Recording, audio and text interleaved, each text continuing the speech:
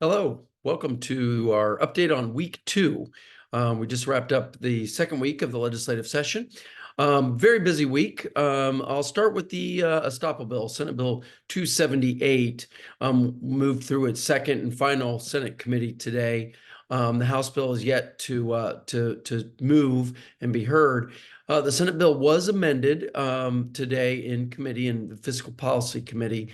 So it allows for the charging of an estoppel, preparation of an estoppel certificate by a management firm or by an association, but it sets the process up in such a way that it is just really logistically unworkable, and certainly I think unfair.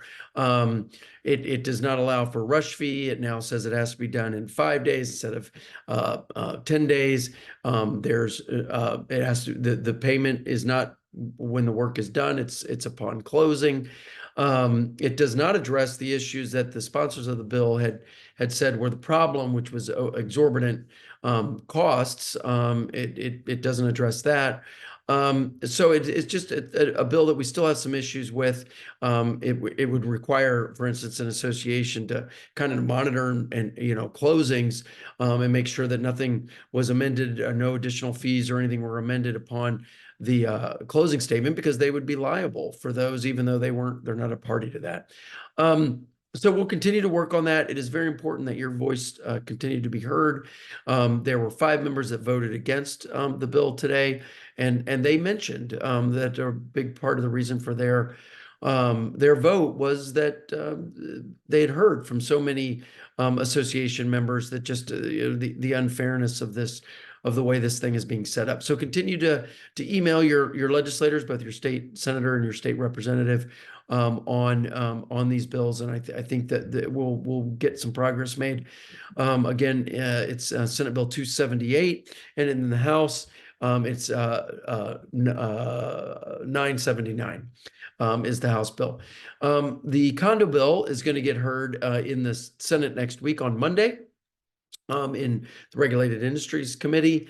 That's Senate Bill 1178. There'll be some amendments there. I think some more forthcoming as we begin that process of getting that bill workable, but certainly can let your legislators know that I think that's a good bill for associations. Again, it's not perfect. Some things we still need to work out, but I think that's a bill that if you as an association are doing the right things, and it also begins to provide some relief, just some clarity on fully funded reserves, and also some relief on not being able to, you don't have to have all of that reserve money in cash day one. And I think that's the vehicle that we'll use to be able to get some things done there that will benefit not only association, and the boards on how they need to handle these issues, but also unit owners on things like access to records. Really strengthens up DBPR and provides some ability for them, both by getting them additional resources, but just expanding the jurisdiction they have on things that they can get engaged in. So that will be an important bill as it begins to move through the process. I think the House HOA bill that did move this week, 1203, has some issues with it. We highlighted those in committee, but I really think that the House bill that will be utilized on the HOA front, and I think it's in a better position, is by Representative Porras, House Bill 1243. I think that's the bill to kind of focus on there.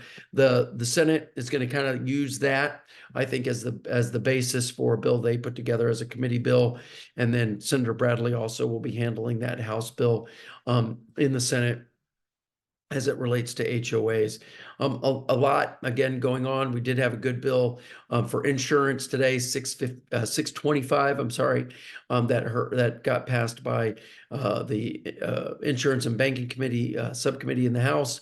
It allows for those that have 50% or more rentals to still participate in Citizens, sets up a uniform form for citizens roof inspections, for all roof inspections for insurance companies. using what's in statute now already as the form that Citizens uses. It increases the amount that is available through a unit owner policy for assessment insurance from $2,000. It's been that $2,000 for many, many years to $5,000. And then we're having some meetings next week on some additional big insurance bills that I think really will provide some of the bigger reforms that I think are needed as it relates to certainly commercial residential insurance, both from Citizens, and provide some relief there, which is really the biggest issues I think that associations are facing. So stay engaged, stay involved. Let us know if you have any questions. Very important that your legislators know that you are paying attention to legislation as it pertains to community associations. So thanks for all you're doing. It's really working. You may not see those results right away, but we're playing this for the long game with you, and it is working. So thank you. So I'll head back up to the Capitol, and we'll continue to work on your behalf. Thank you.